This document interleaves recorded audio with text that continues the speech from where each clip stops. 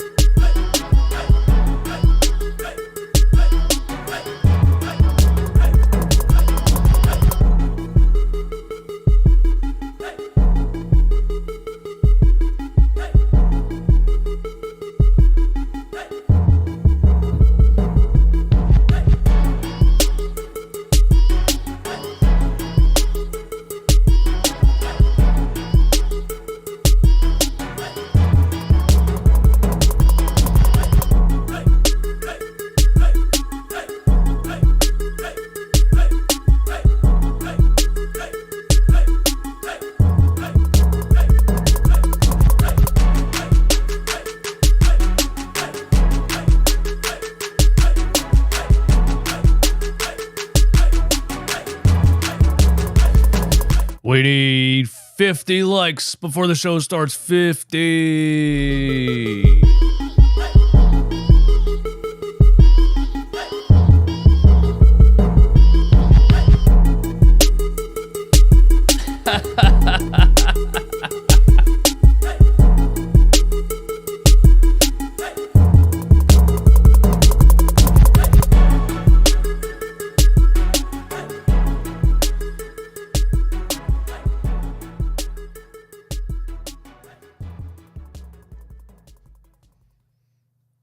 Bring that beat back.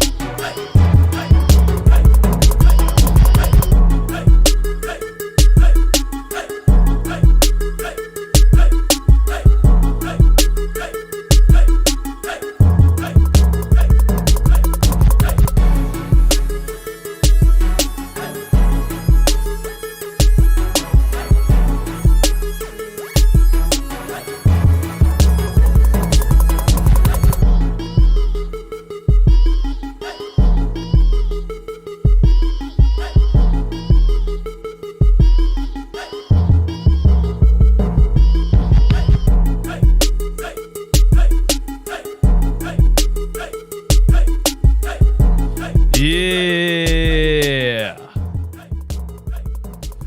What is good? What is good? What is good? What is good? Running Back Nation. Thank you for tuning in. Thank you for being here. Yeah.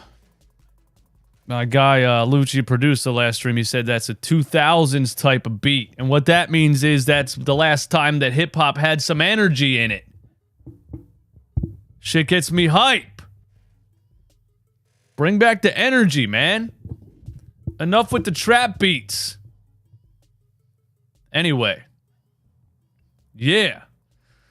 Shout out to everybody in here. There's Lucci. What's up, bro? Hey, Lucci, you got some beats you want to send over, man? I might use it. But you know what happened last time? but you know what I mean. You've been rocking with the channel for a long time. Rodrigo, what's going on? I want this song. Young Reezy, I'm in ISS Eastwood Demand. Why are you... I don't freestyle, man. I can't freestyle. I don't know. I don't even want to try to do that. We'll leave that up to the people that can do it. Have no fear. OG is here. Love these royalty-free beats. DJ, can I get a shout-out, please? Honest. Shout-out to you. DJ, how are you, my friend? I'm doing fantastic. Young Reezy, I'm in ISS watching this. Free me. Why are you in ISS? What did you do, man? You need to behave in school. Oh, the hot tea hits different. DW downstairs watching the live stream. That's Run It Back Queen for anybody that doesn't know. El Copic, what's going on? Ruber Diaz. Ben Rubio, best live stream on the planet. I appreciate you. Jimmy J, Celtics fan in the building. Jimmy J's always here, man. And shout out to you for rocking with the channel for a long time. Is it just because that you think my show's this entertaining that you prefer me, or is there really, really no Boston Celtics content creators on YouTube? Which is it? But thank you for being here. Jamie J says, get ready to understand that Boston isn't Brooklyn. Oh, we're going to get there. Don't you worry. You know me, I keep it a buck like a dollar store. Giacomo whisper sweet nothings in my ear. Tell me that swelling behind the knee is nothing. Someone talked me off the ledge with Embiid. El Copic, what's good? My God. Jake Firestone, Young Reezy, Am Shub, Ronald McLemore, Steve AI. Don't want another 2-month absence because of one song. That shit sucked, bro. You can't. YouTube hits you with a copyright strike. You're cooked for at least 2 months. Even if it's totally fake, they are doing nothing in those YouTube studio departments, wherever they're at, some high-rise in LA somewhere. They're doing nothing up there. Or YouTube's just that big that they got a lot of stuff to sift through, and they just don't care about people like me. If it was somebody with 2 million subs, they would probably respond right away. It took me 2 months, but we got it done. Yeah, I agree. Everybody in here, you got to close out the chat right now, and you got to hit that little thumbs up. When you hit the like button, that pushes the stream out. That shows the people that we're live. The people that are not paying attention, maybe they need a little bit of a break from work or whatever it is. Let them know we're live by hitting the like button. All right. What else? You guys got me a little bit ramped up today, okay? You got me a little bit ramped up today. What I do with my days before I'm about to do one of these live shows is I wake up, I drink coffee, I read the internet. I read Twitter, I read some articles, I search for things to talk about, things that might pique my interest, things that I think people might be interested in me giving my opinion on these shows.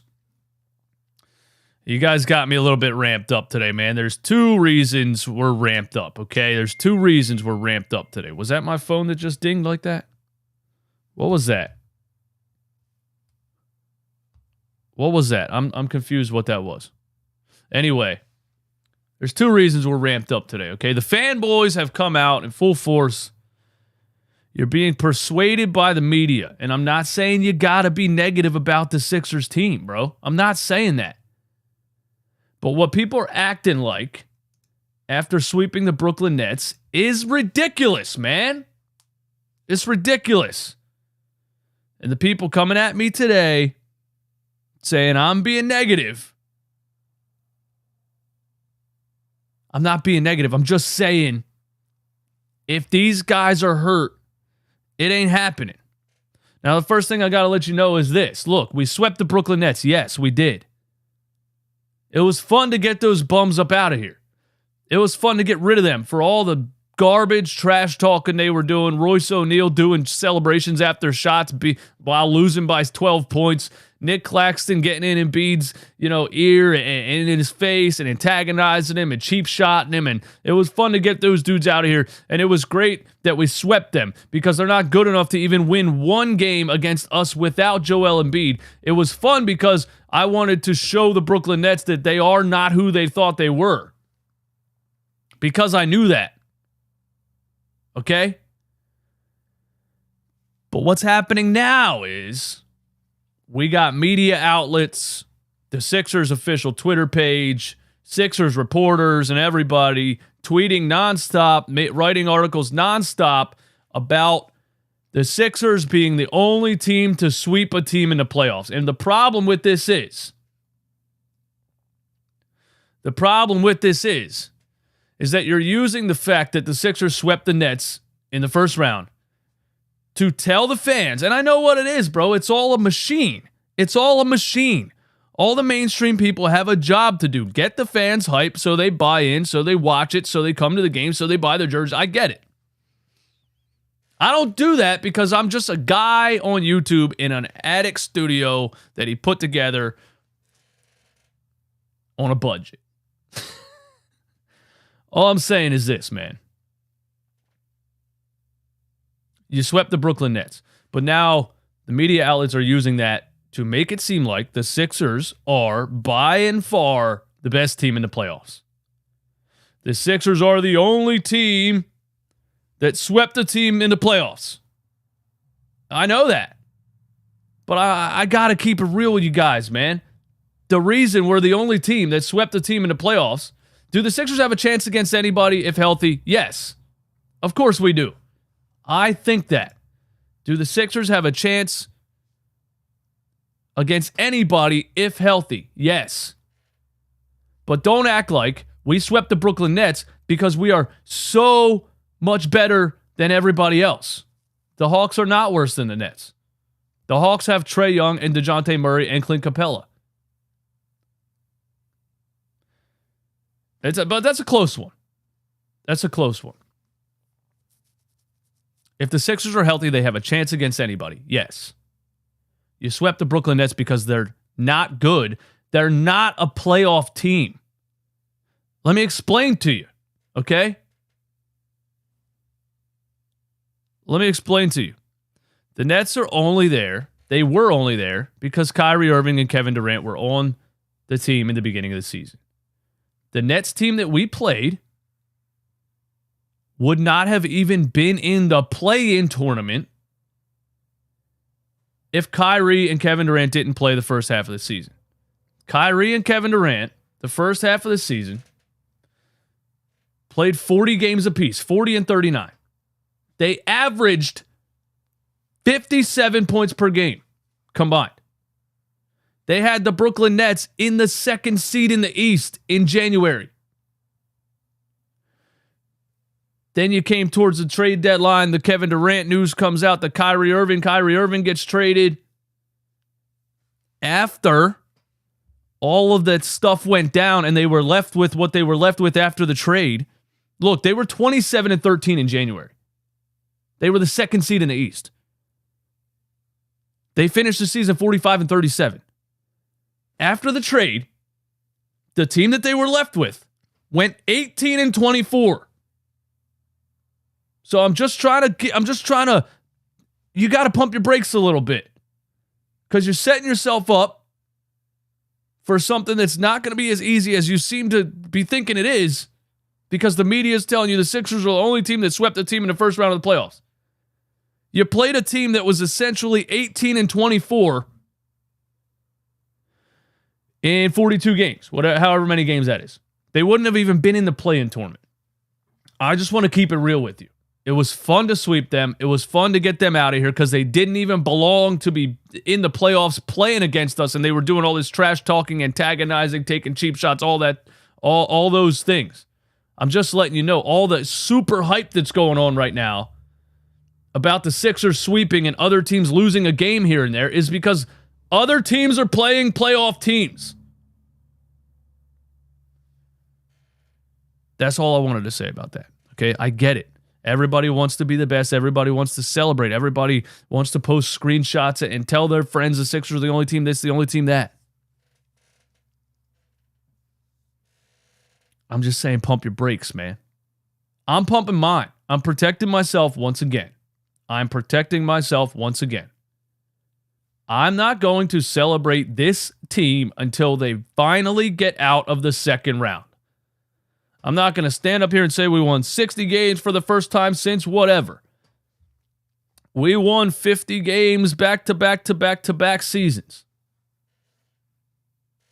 I'm not going to say anything like that and stand up on a mountain and celebrate until this team finally shows me they can get out of the second round. That's how I feel about it. Nick21, what's up? I'm just happy we're getting rest. I'm happy about that too. Hopefully the Hawks can continue to push the Celtics to, maybe another game, but after last night, I just don't really see it. Young Reezy, I just care we get rest more than every other team. I agree with that. Artist, Hawks over Nets easily. Much more balanced team than the Nets, and they can actually put up points unlike the Nets. Absolutely. The Kenny GM won't be easy, but if 76ers are healthy, we're going to the finals. I like the confidence, and I think they have a shot if they're healthy. That's my issue right now. Cam, even with the Nets being bad, how focused do you think the 76ers looked? They looked very focused. They looked locked in. PJ Tucker's on playoff PJ level. Tobias Harris was doing what we need him to do. Hopefully he, continues that throughout the playoffs. They looked very focused, and I was happy with the level of effort, the level of intensity, the boxing out, the not getting beat in transition, doing the little things, staying locked in, staying communicated. I was happy with the Sixers' effort, definitely, but I am not going to stand up here and celebrate until they get out of the second round. They have not yet played a playoff team. That's all I'm saying. I know. I today on Twitter, I put out a tweet, and I got a whole bunch of replies saying, why are you so negative? Here's what I said, okay? Look, here's what I said. Because this was a comment on my James Harden video yesterday. And people were mad about that. People were mad about me saying, look, how do I get where's the comment thing, bro? How do I get the comment off the screen? I don't know. All right, there we go. People were mad at me for posting the clip yesterday of me saying, look, James Harden is playing with an Achilles injury. He said it in his own words. All I was saying is what James Harden said. People are in the all you do is hate on Harden. Harden's going to get hate no matter what he does. He averaged 20 and 10, and you're talking shit. I'm just saying what James Harden said. And he looked like he can't finish a damn layup in these playoff games. He looked like he's jumping. George Niang's jumping higher than James Harden right now. I was just saying what James Harden said. He's playing with a sore Achilles. He's been playing with a sore Achilles his whole season. That's not good. So I get this comment, and I don't usually do this, but I thought, the Sixers don't play for like 7 days, so I'm going to use basically anything for my own entertainment and possibly for yours. So here's a comment we got, okay? You sound just like the other fake basketball experts on the... And shout out to Credo. Thank you for following this channel. Thank you for commenting. Thank you for contributing to the algorithm. But one thing we need to learn how to do in society in general, not even just sports, bro. All topics. We need to learn how to have conversation. I disagree with you, and here's why. This thing right here, you sound just like the other fake basketball experts on the radio. If you say something that people disagree with, you're a fake fan. A fake basketball expert, actually. And the other fake basketball experts are on the radio. There might be something to that. Maybe the people on the radio and myself are just trying to be realistic and give you what they honestly think. Maybe. Just maybe. You sound just like the other fake basketball experts on the radio. When people say this in conversation talking about sports, I wonder, do you have any friends? Have you ever been in a group of friends and had a disagreement about sports and just chopped it up without calling each other names? Do you have, what? Me and my friends all the time, bro. You really think that? You really think this player's better than this player, bro? Are you serious? This is why I disagree. This is why. But we're not. You're a fake fan. You're a clown. You're an idiot. You're it just kind of shows me that, you never hung out with anybody and had a conversation ever. Anyway, I don't want to rant on the fake fan. That just, that gets me every time, bro. But anyway, you sound just like the other fake fans because the only real fans are the ones that say the things that I agree with. Complaining about the Sixers getting past the second round when they haven't gotten to that point yet. It's an 82-game season. Hardly any player is fully healthy going into the playoffs, and Harden already missed a huge chunk of time this year. Taking off another 2 months wasn't feasible. Players are going to have to play through pain and injury. We should be happy the Sixers got the sweep, giving them extra time. It's a good comment outside of the fake fan part. It's a good comment outside of the fake fan part. Embiid and Harden. No. It's not a good comment. Read the last sentence. Read the last sentence. Embiid and Harden, while hurt, will still be ready for Boston. Now, come on, bro. Embiid and Harden, while hurt, will still be ready for Boston. What does that mean? Embiid and Harden, while hurt, will still be ready for Boston. If Joel Embiid are not 100% healthy, the 76ers are done. It's been that way for a long time. If Patrick Mahomes is hurt, the Chiefs are done. If Jalen Hurts is injured, the Eagles are done. If Michael Jordan was hurt, the Bulls were done. If Steph Curry's hurt, the Warriors are done. What are we doing here?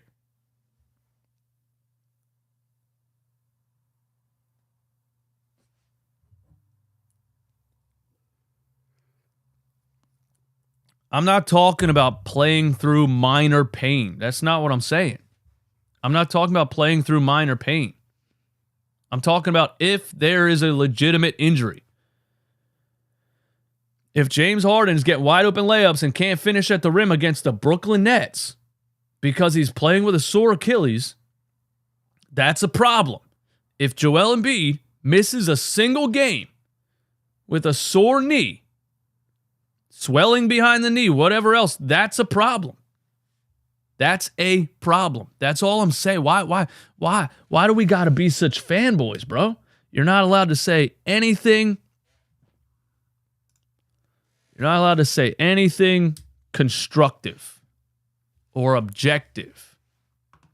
Now, just for, shout out to everybody, too. And I'm not calling you out. I'm not trying to clown you or anything like that. And John Schmidt, reply right here. People don't like the fact that we haven't gotten to game one yet, and some Sixers fans are already being negative. Your concerns are valid. Just maybe after a successful sweep, it's not the right time to kill everyone's vibe. You're right about what you're saying. You just shouldn't say it yet because we're all celebrating sweeping a non-playoff team. Well, John, thank you for the reply. I'm always going to say exactly what I think when I want to say it. We swept the non-playoff team. We celebrated for a day. It's time to come back to reality. Let's read. There's some other replies here that really just blow my mind here. Okay, why do you think they won't be ready for the Boston Celtics? I quoted Embiid and Harden hurt will still be ready for Boston. Why do you think they won't be? See original tweet. Hurt. If they are hurt, they will not be ready for Boston. Shout out to Laquan Glover. Ryan Brunner, who I had muted on Twitter probably for this reason. Injuries have nothing to do with whether we will win or not. What? Stop it. Bailey Morris. Bro, you gotta chill with the negativity. Sixers have time to rest. I love your content, but I can't keep hearing we have no shot. I can't keep hearing what you're saying.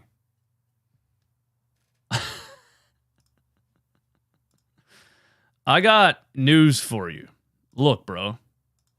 Let's go back to this classic Tyler, the Creator tweet, okay? What is cyberbullying? Just walk away from the screen, close your eyes. If you're so sick of hearing what I'm saying, stop listening. Please. It's that simple. I've been saying exactly what I think when I want to say it for 4 years right here on YouTube. Nobody has ever changed my style by tweeting me and telling me to shut up. What? That's how I got here. That's how I got here. Because you can't change my mind. You can't bully me into saying what you want me to say. That's how I got here.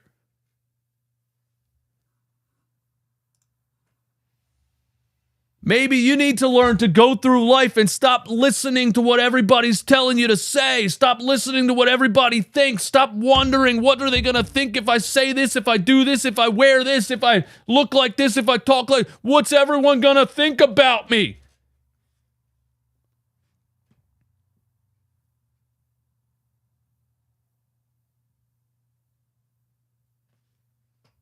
I'm just saying.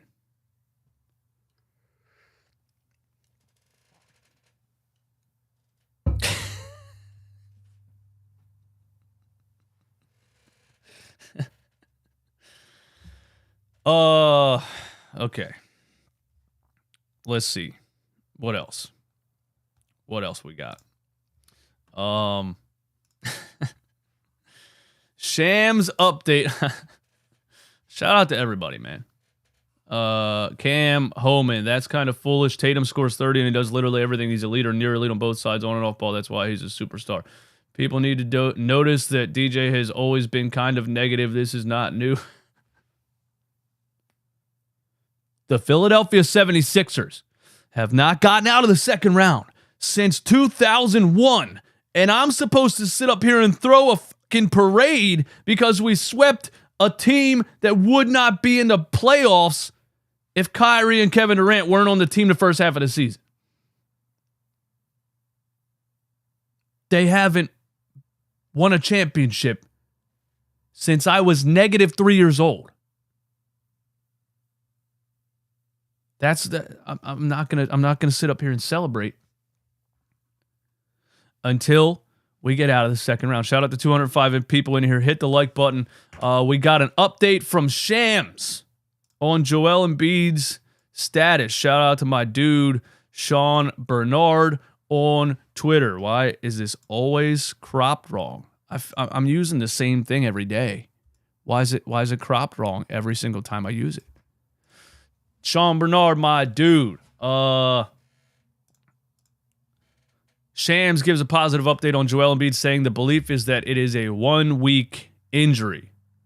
I'm just saying, why am I wrong for not feeling good about this? What have we seen for the last couple of years? What have we seen? You know what I'm saying? Let me put it like this, bro. I have a cat. Right? She's pretty new. We just got her a couple months ago. She doesn't understand personal space yet. When you're eating something, she tries to climb on the table and eat your food, right? She gets patted on the top of the head, okay? She looks like, oh shit, I got hit on the head. What did I do wrong here? And she runs away. Then she comes right back and she gets hit on the head. And she goes, oh, I got hit on the head again. What did I do wrong? And she runs away.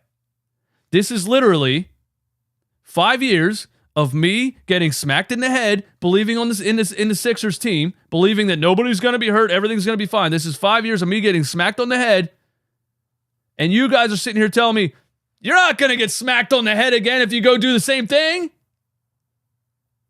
You're fine, bro.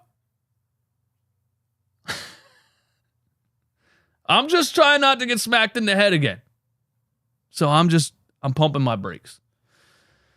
That's what I'm doing.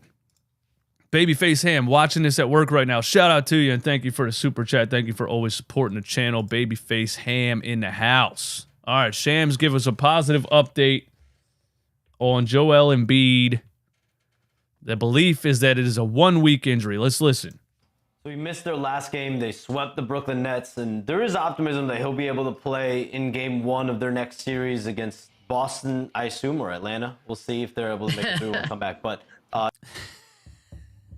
Shams straight up discounted the Atlanta Hawks. Against Boston, I assume, or Atlanta. We'll see if they're able to make it through and come back. But he had a sprained knee. And I think they believe this is about a 1-week injury. And so, A 1-week injury.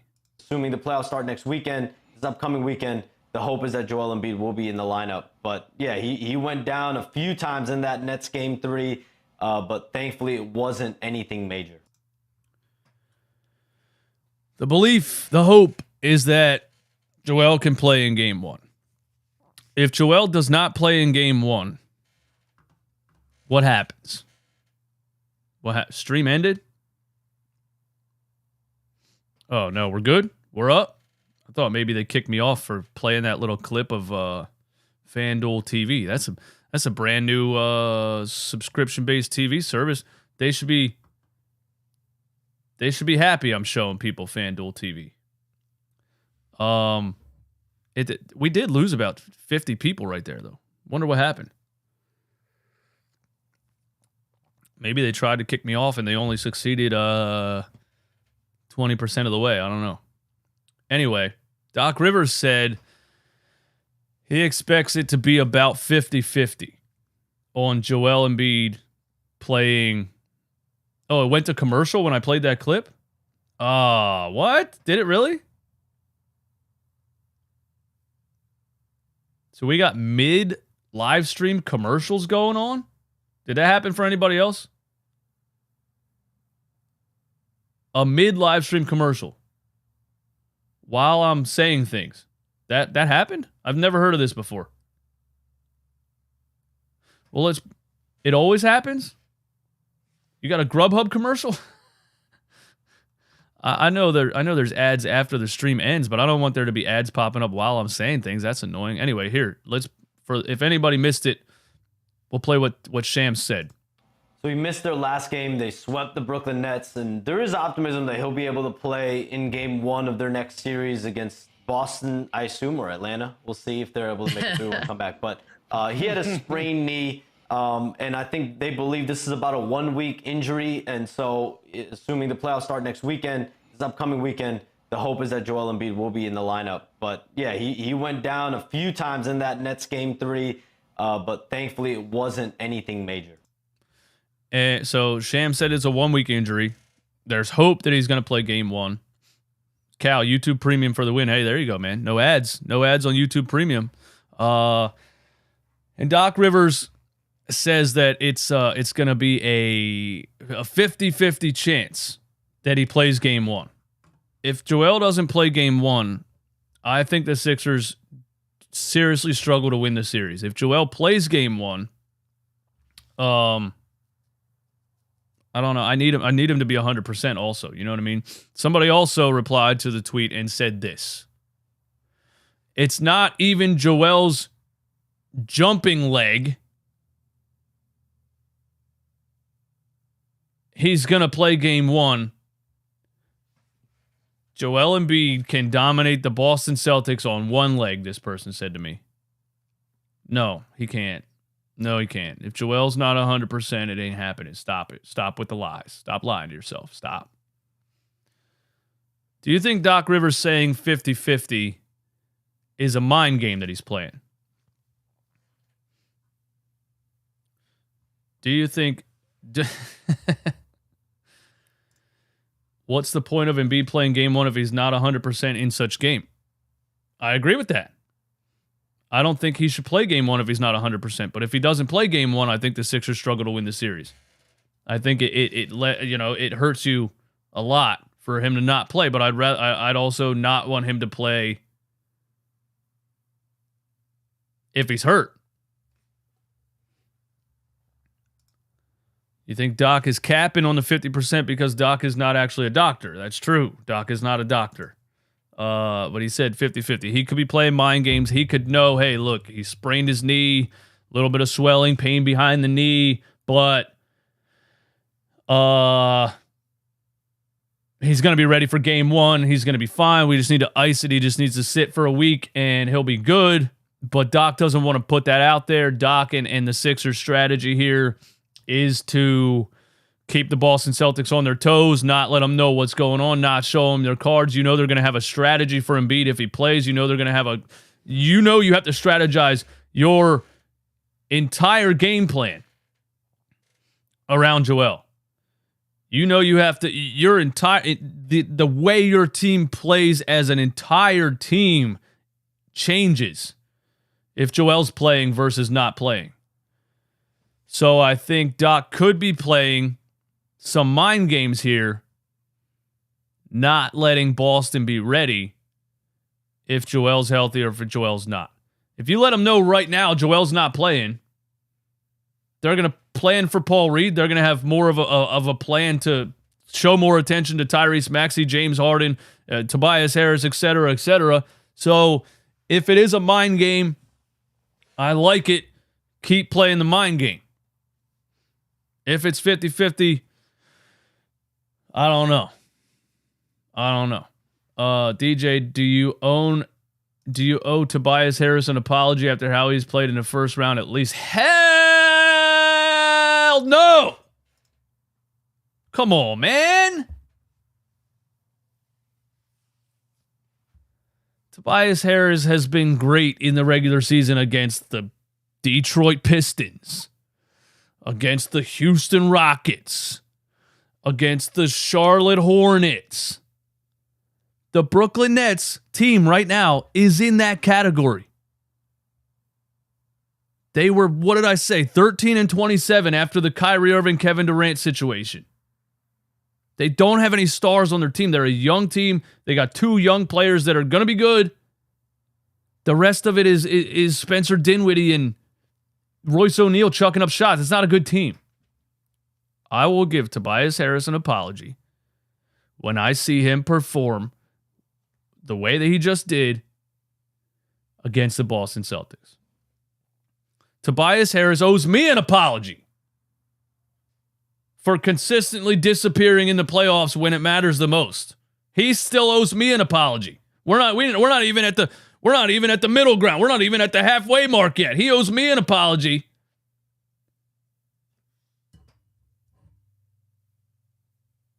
We're not even on common ground yet.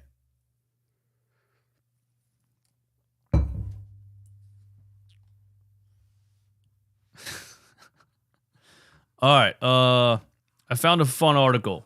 It's called, that's the one about Doc Rivers. It's NBA Central, and, maybe they're just desperate for some kind of clicks today, and maybe we're all in the same boat because, again, the Sixers aren't going to play for a couple of games, but, maybe this is legit. Ranking the NBA playoff coaches from 1 to 16. Now, I find it interesting that NBA Central decides that they need to list Doc Rivers on the tweet to let you know that they put Doc Rivers at number 12. 12 out of 16 playoff coaches. If Doc Rivers really is number 12 out of 16 playoff coaches right now, which I'm not saying he is or he isn't, but you fired Brett Brown, who I didn't think was a good NBA coach, but he was also probably not in control of anything that was happening. He was just being a yes man to the, billionaires sitting on a yacht playing 2K with an actual NBA franchise. You fired Brett Brown. You went after a legendary name head coach in Doc Rivers. The idea in hiring him would be for him to be one of the better coaches in the NBA playoffs when you get to the playoffs. NBA Central has Doc Rivers at number 12. Let's see what it says. Let's see what it's hitting for right here. Let me make sure I get the whole thing in the screen. Whatever. No? Okay. Number 1, Steve Kerr. I guess you have to say that, right? It's the Warriors. Guess you have to say Steve Kerr. Number 2, Eric Spoelstra. Spoelstra is one of the NBA's most underrated coaches. His consistent ability to win games no matter who is in the lineup is matched by few. Spoelstra's team, they're beating the Bucks right now because Giannis hurt himself by running and trying to jump over the whole team, which he consistently does and needs to try to change his game the same way Ja Morant probably is going to need to change his game, the same way Joel Embiid is going to need to change his game. But I guess we got to put Eric Spoelstra there, even though he's shunned Duncan Robinson for an entire year, and now Duncan Robinson is showing him that he's actually a good player. and maybe better than Tyler Hero in the long run. I don't know. Either way. Number 3, Mike Brown. Mike Brown is a coaching journeyman. How is Mike Brown number 3? He's been fired like 4 times, hasn't he? What are we doing here? I guess because the King. This is another example of like, are NBA coaches actually valuable? Or is it when you finally have a good roster? When you finally have a team with a point guard who's healthy and can lead a team, and you have pieces that make sense, and you have role players and scorers. You know what I mean? Mike Brown at certain points in his career looked like a terrible coach, and it wasn't because of the roster. Now he's the 3rd best in the playoffs because the Kings are battling the Warriors. And I love watching what the Kings are doing, and I hope they just lost last night. That put it to 2-2. Harrison Barnes, a buzzer beater to win the game right off the back of the rim. I thought the Kings, stumbled at the end. I thought their offense looked terrible. I thought the Warriors had a strategy to quick double De'Aaron Fox at the top of the key, or like right when he tried to make a dribble penetration move. They didn't seem to have a counter to the Warriors' plan for De'Aaron Fox at the end of the game. So I thought the coaching for the Kings at the end of that game last night was terrible, actually. But anyway, Mike Budenholzer, Taylor Jenkins. Again, is it the roster? Is it the coach? Taylor Jenkins. The Grizzlies have been a good team this year with Ja Morant. They've been a good team without Ja Morant in certain matchups. They have a deep roster full of really good combo guards. Desmond Bane. They do have Dylan Brooks, who I think is just a negative energy that's going to, hurt you in the long run. I don't like the negative energy type of players. You know what I mean? Unless you're good. Draymond Green being the trash talker that he is and being kind of the negative energy that he is, he's a good player. Dylan Brooks is just not a good player.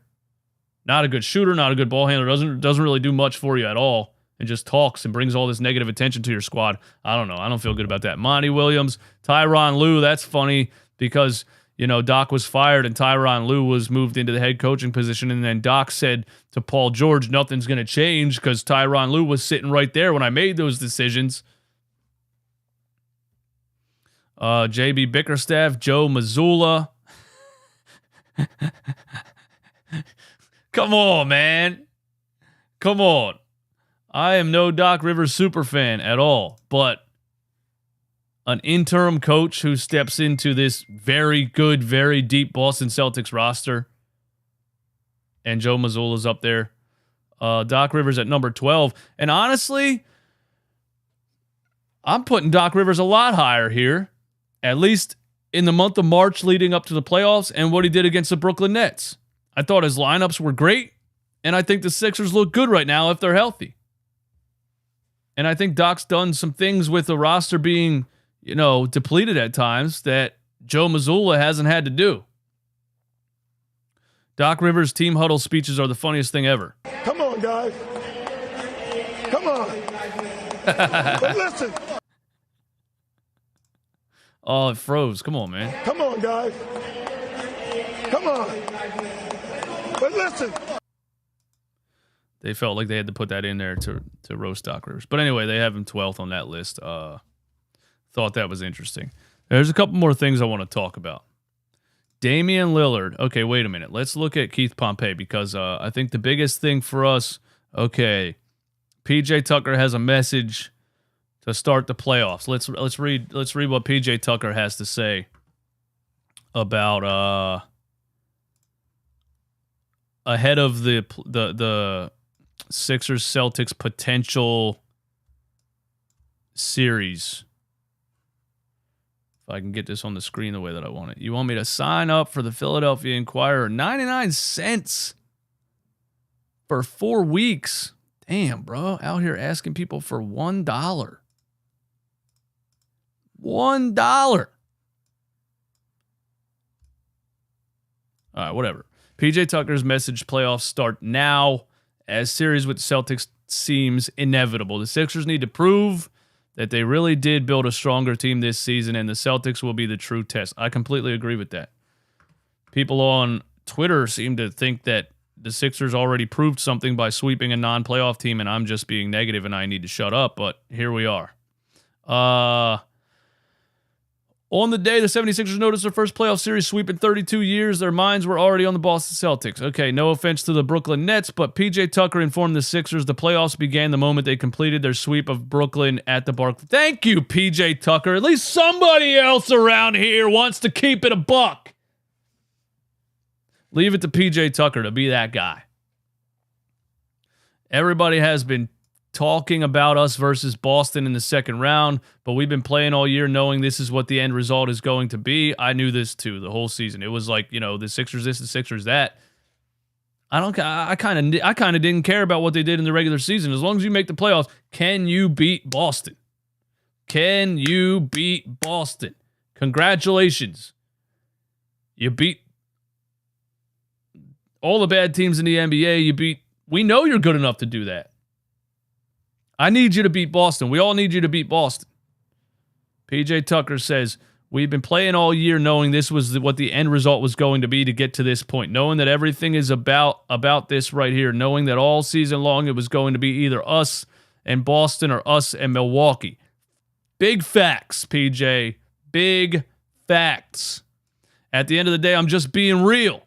So this is it. This is our season. This is what I'm here for. That's why I said that. Shout out to playoff PJ. I love what you did in the Brooklyn series, man, and I hope you continue it in this Boston series. The Celtics have a 3-1 series lead over the Atlanta Hawks after Sunday's 129-121 Game 4 first-round series at the stadium. But for the Sixers, the second round is where the season have gone to die. Damn. Damn, bro. You had to do us like that? The team is 1-12 in the...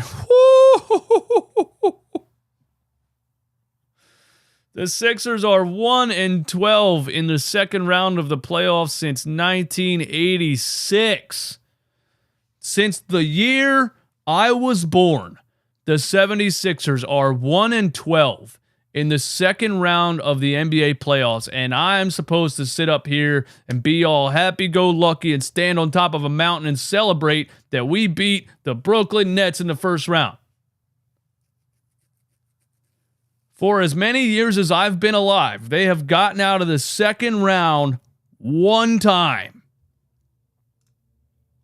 And they suffered second-round exits in 4 of the past 5 seasons. Instead of losing in the conference semis in 2020, they were swept by the Celtics in the first round. Ben had a broken knee. Even with Ben, did we stand a chance with how bad that spacing was? Probably not. We set Boston up perfectly to slow down Joel Embiid. But last season's second-round exit to the Miami Heat led to the Sixers acquiring Tucker, DeAnthony Melton, and Daniel House Jr.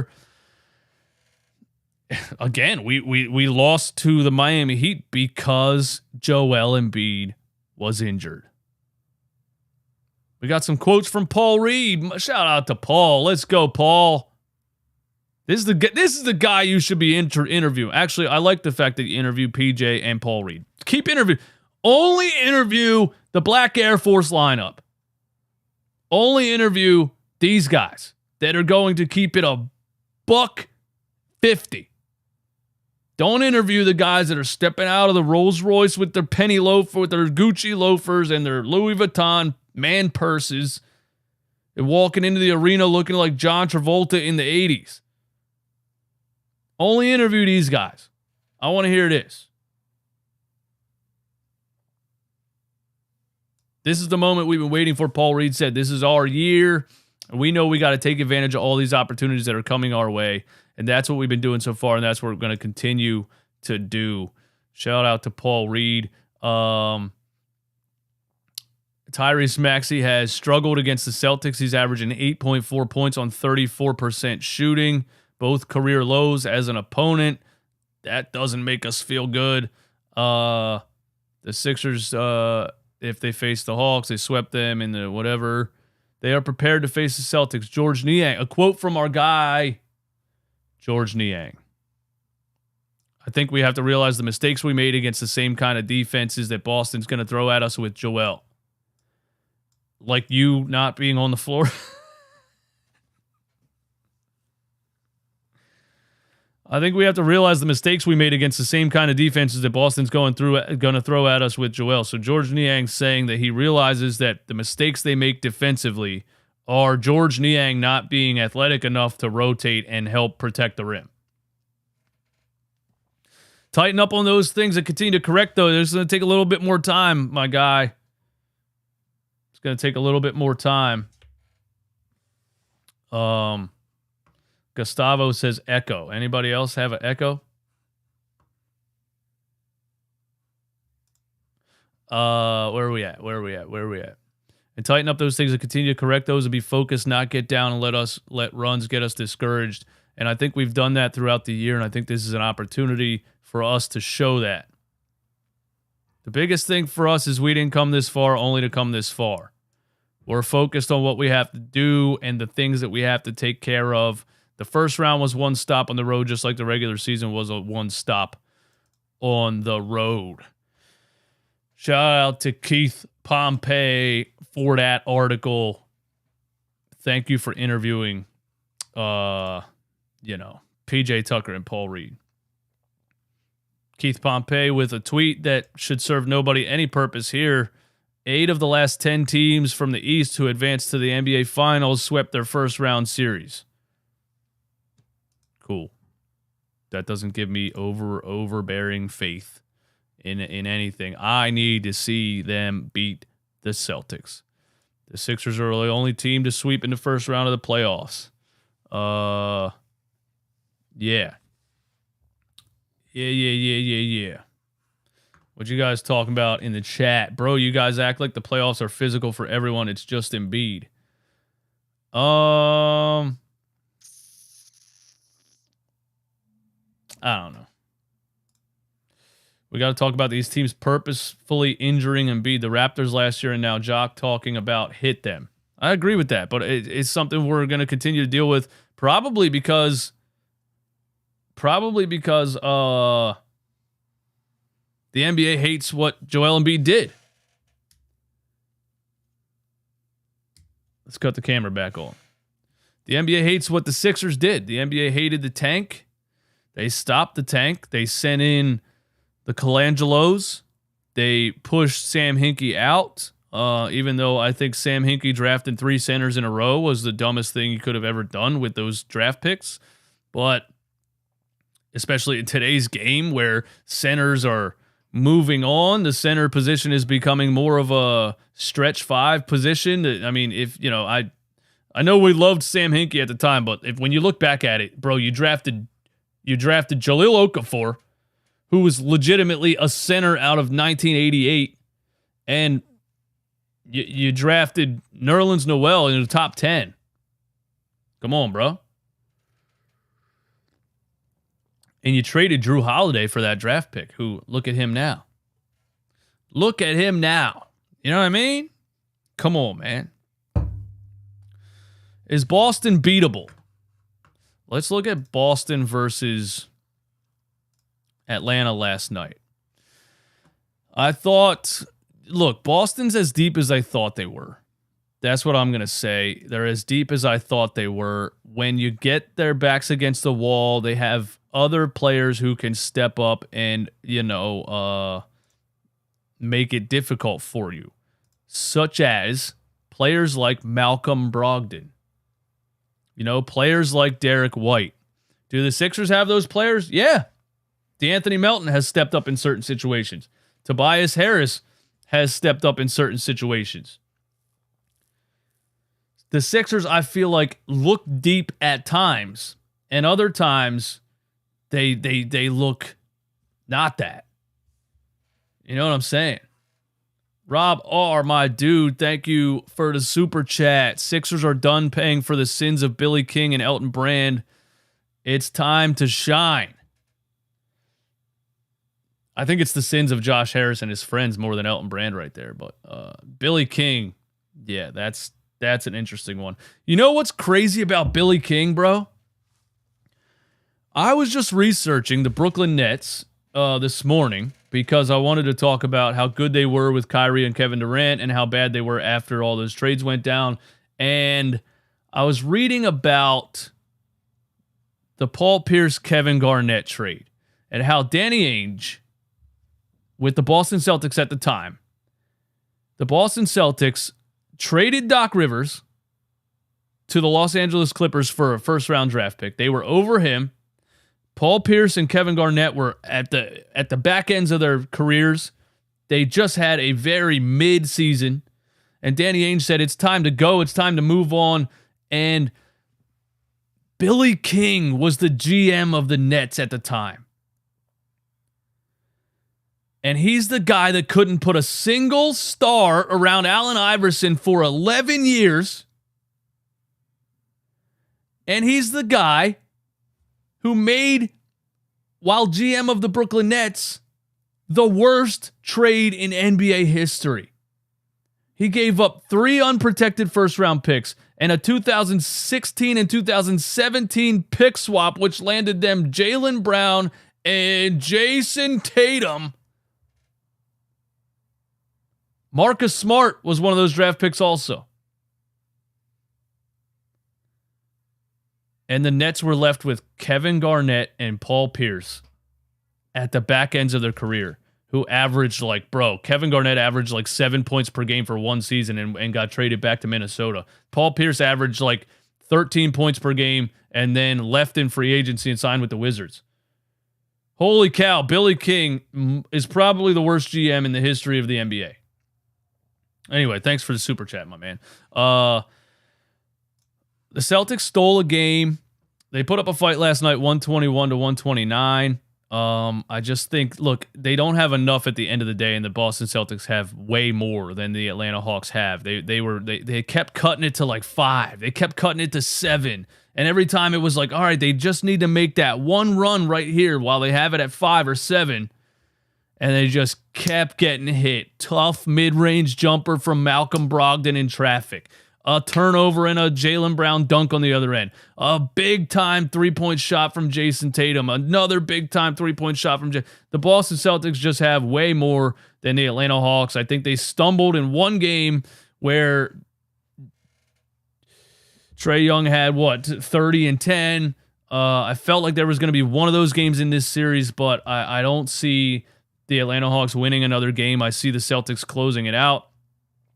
And if they close it out, the Sixers-Celtics series will start on Saturday, May 1st. Am I right about that? Hold on. I think Keith tweeted it somewhere. Here we go. NBA playoff semifinal schedule. If Boston-Atlanta finishes in 6 or 7, the series will be played on May 1st. Okay, but I don't think it's going to go 6 or 7. I think it's going to go 5. If Boston series finishes in 5 games, there we go, Keith. As much as I roast Keith for his funny tweets and all the mistakes that he makes and stuff, he's a reporter and he gives me some valuable information when I need it. So I just want to shout out Keith Pompey. You know what I mean? And I'm going to continue to roast when you do funny things. But anyway, if the Boston Celtics versus Atlanta Hawks series finishes in 5, this Boston-Philadelphia series will be played on Saturday, May 1st. Wait a minute. And if the series finishes in 6 or 7, the Boston versus Philadelphia series will be played on May 1st. He's saying the same thing. Isn't that the same exact thing? May 1st isn't Saturday.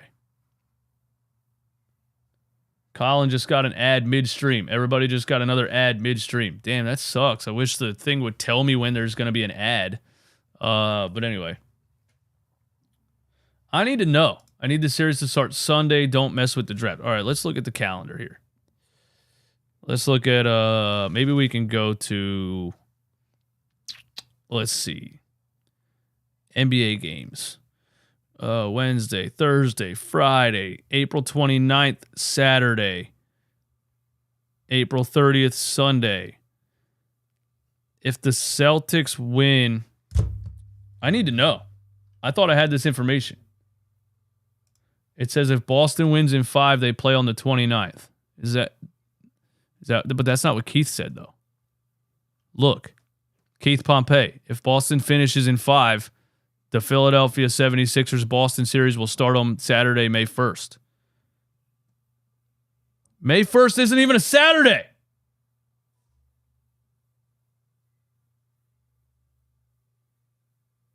I just apologized for roasting Keith Pompey. And here we are again. They don't start the second round until all teams make it to the second round. Is that true?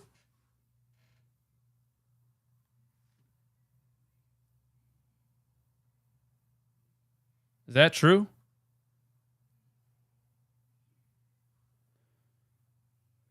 Oh, wait a minute. It's his punctuation that threw me off.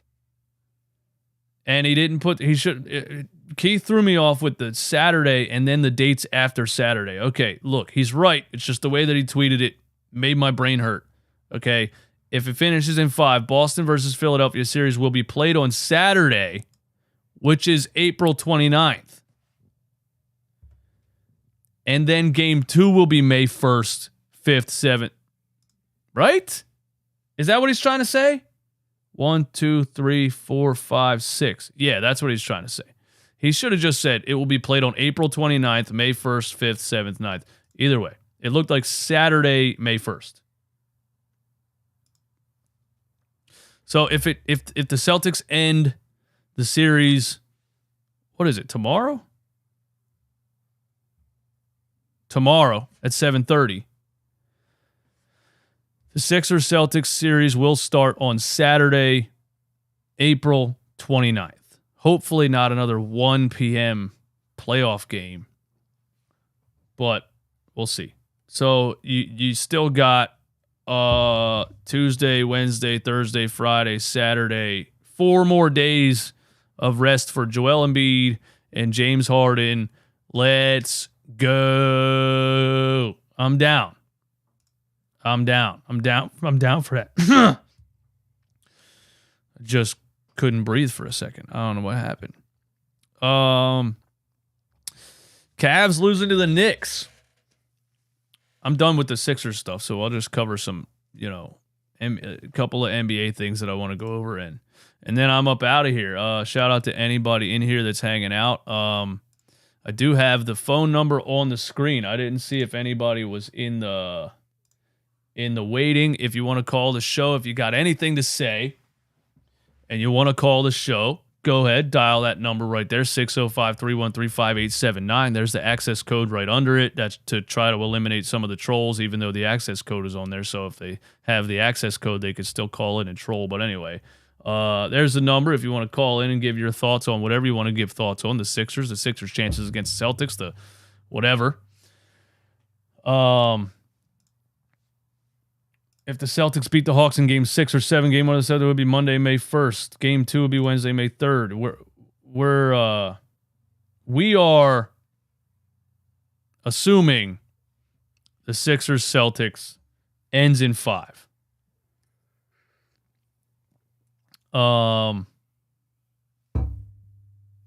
What else we got? Cavs losing to the Knicks.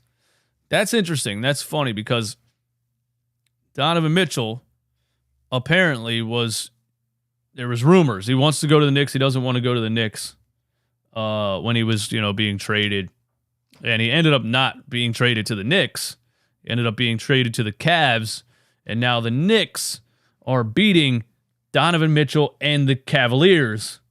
And I think it's a small-scale example of kind of what I say a lot of times about NBA teams.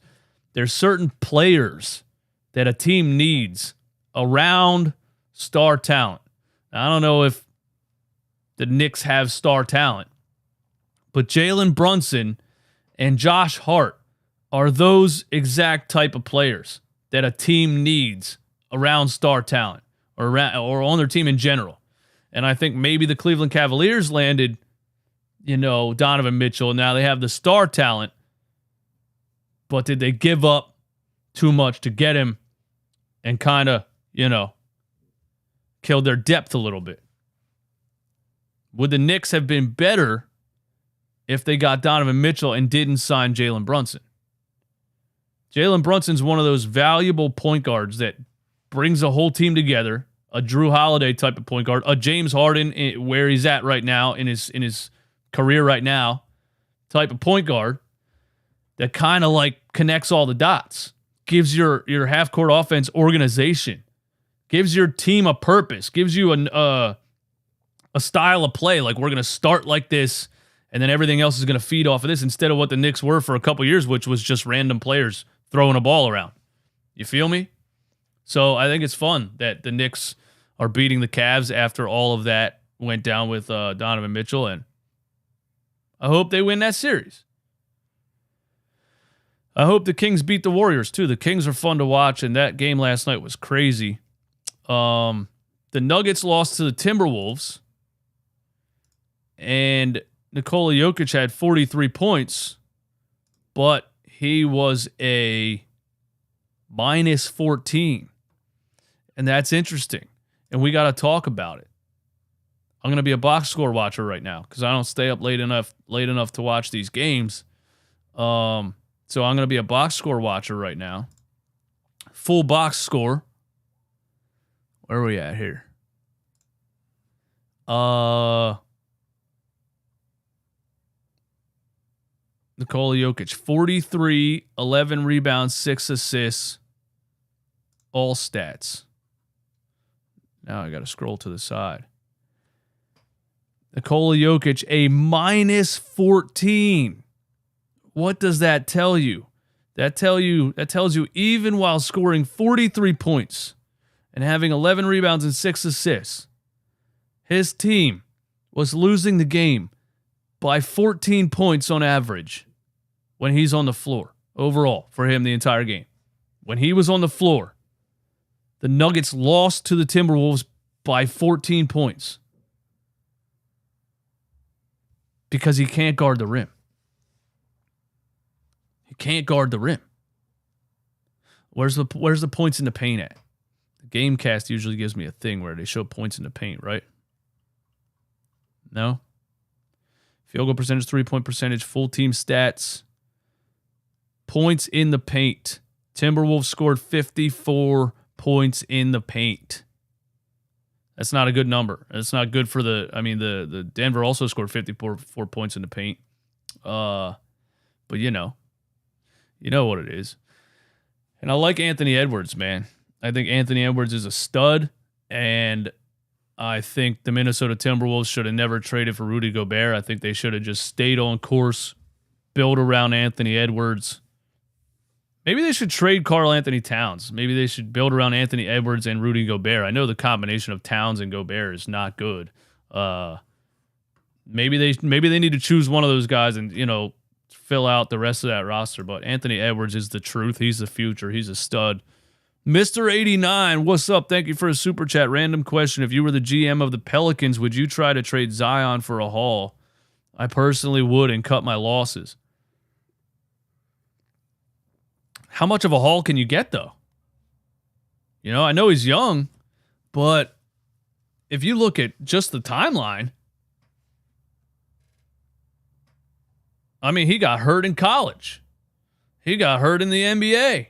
He got hurt again. He missed the whole season because he was rehabbing and couldn't get to under 300 pounds. Then he finally comes back. He's finally healthy. He gets hurt again. I don't think you've seen enough healthy, Zion Williamson for anybody to really give up a haul for him. And his value right now is at an all-time low. El Kopic, I think you're right about that. I don't think you've seen enough from Zion to give up a haul for him. You know what I mean? I think if you're the Pelicans, you just got to sit back and say, if he's healthy, when he's healthy, we know what we're getting.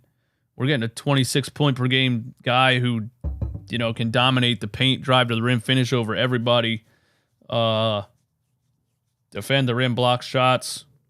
When his athleticism slows down, he's not going to be much of a player because he doesn't really have an outside shot.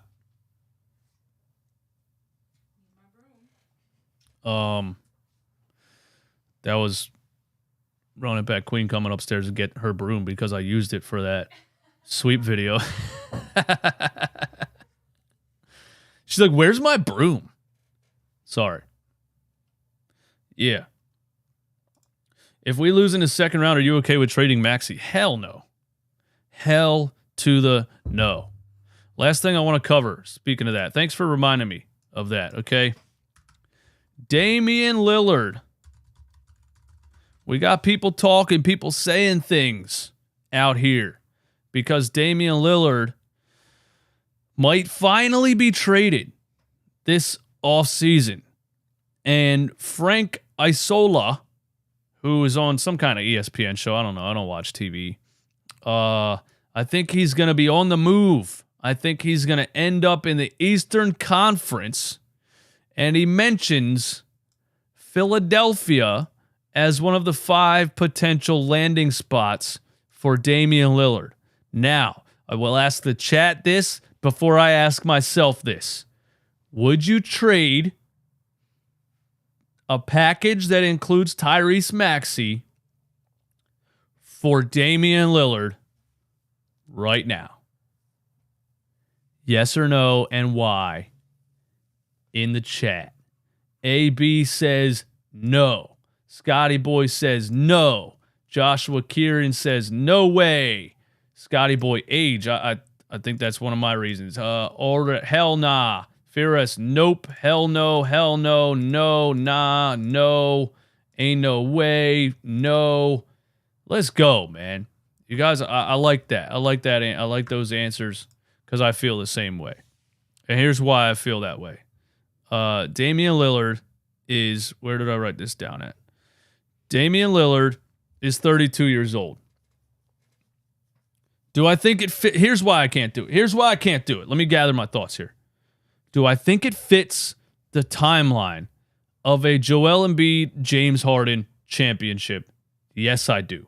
Do I think it fits the timeline better than Tyrese Maxey fits that timeline? Yes, I do. I think Maxey has shown flashes and has shown the potential to be an absolute star in this league, but he's only 22 years old. He still has a couple of things he needs to work on. I think one of the things he needs to work on is his confidence after he starts a game slow, 0 for 3, 0 for 4, 0 for 5. He kind of stops shooting and starts deferring the ball and not trusting himself. I think that's gonna rise, that's gonna grow as he gets older and more into his prime in the NBA. Do I think Damian Lillard fits the timeline of a Joel Embiid, James Harden championship? Yes. Do I think you could win a championship if you make that trade and land Damian Lillard? Yes. But the health is too much of an if for me. Not with Damian Lillard, with Joel Embiid and James Harden. I can't risk giving up a future potential star to once again hope and pray Joel Embiid and James Harden are healthy. I can't do it. Because if they're not healthy, which they haven't been for years, and you get nowhere, now you don't have a plan after the Joel Embiid era. And Tyrese Maxey's in another franchise leading them to the promised land. That's what would happen. That's what would happen. That's why I can't do it. Damian Lillard's 32 years old. He's great right now. He's still great. He can still get you somewhere, but I'm not giving up Tyrese Maxey. That's why. That's what I think. You let me know what you think. You let me know what you think. Don't forget you said the Brooklyn Nets suck, so that doesn't mean anything. He should move up because of that. What? If Dame fails, it's Joe over. We doomed. We already made a mistake by trading Ben for Harden when we could have gotten Halliburton and Hield. Woo! Yeah, it's not just the James Harden thing. It's the fact that, look, I know what the Harden stands hate when I say this. He declined in Houston. He had to get back in shape to play in Brooklyn. He didn't play the last 10 games of the season he was in Brooklyn. He forced another trade. He came to Philly, nagging hamstring injury, wasn't healthy again. We had to get back in shape again. We had another offseason of rehabbing, working out. Look, Slim Harden, picture this, picture that. Plays this whole season. Oh, he's finally healthy. No. Sore Achilles the whole year. Now he looks like he can't finish a layup because he's playing with an injury once again. So it's not trading Ben for Harden. I would have done that straight up. It's the giving up 2 future first-round picks on top of it and Seth Curry and Andre Drummond for a guy that once again is not healthy. Anyway, Sergio, even Dame himself has been injured a lot. I mean, he's been injured. I don't know if it's anywhere close to the level of Joel Embiid and James Harden once the playoffs roll around. Not James Harden so much throughout his career once the playoffs roll around, but Joel Embiid is injured every single playoffs. But no, I'm not trading Maxey. Not trading Maxey. Not trading Maxey. What else could you... The Sixers wouldn't have anything else to trade. They wouldn't have anything else to trade if it wasn't Maxey.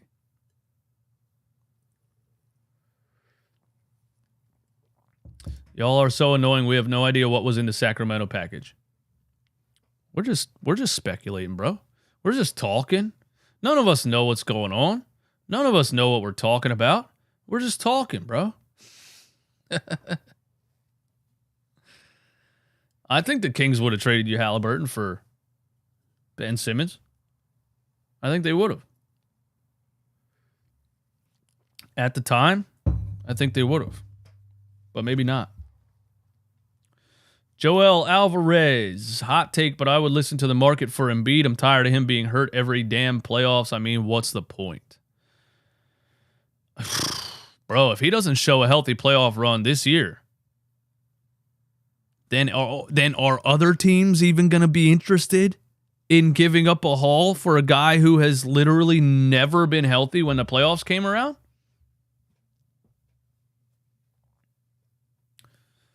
I hope Joel's healthy. I hope he just needs rest on the knee.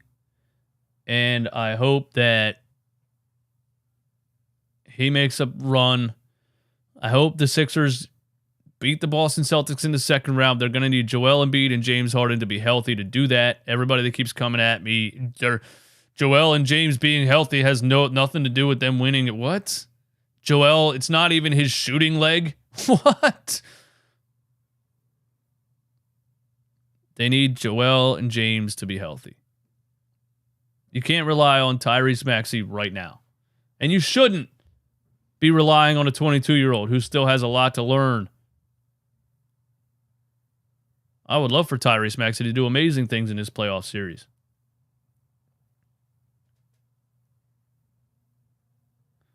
How has he declined in Houston when he was a top 2 MVP candidate in Brooklyn his first year before he got hurt? His athleticism declined. He wasn't doing what he was doing in Houston. He was an MVP candidate because he was playing great at the point guard position, and he was playing great with Kyrie Irving, taking months off to go to his sister's birthday party, and Kevin Durant here and there, or sprained knee, whatever else. James was playing a great point guard role for the Nets when Kyrie Irving and Kevin Durant only played, I think, 7 games together that season.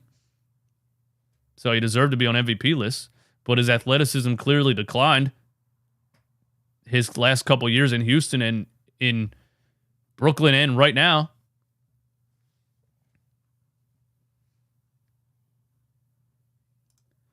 Y'all keep saying, hell, he ain't even played more games than Harden this year, so how would that trade help y'all? Dude ain't played over 70 games ever. It's just it's the future picks for me that they gave up for Harden. That's the only reason I'm saying it.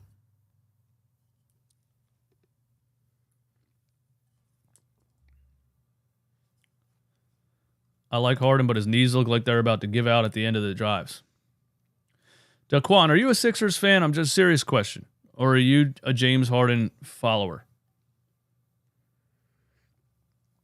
Because the way you respond anytime I say something negative about James Harden tells me that, and the fact that you're saying, y'all keep saying, how would that help y'all? You're kind of speaking about Sixers fans as if you're not a Sixers fan. So is that why you get so upset every time I talk about James Harden in a negative light?